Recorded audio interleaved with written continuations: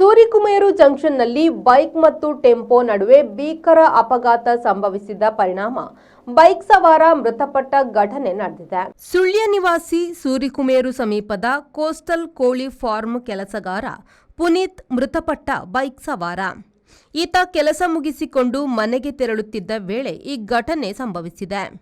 ಮಾಣಿಯ social ಈಕ್ವಾ ambulance ಮೂಲಕ ಮಂಗಳೂರು ಆಸ್ಪತ್ರೆಗೆ ಸಾಗಿಸುವ ದಾರಿ ಮಧ್ಯೆ ಆತ ಮೃತಪಟ್ಟಿದ್ದಾನೆ.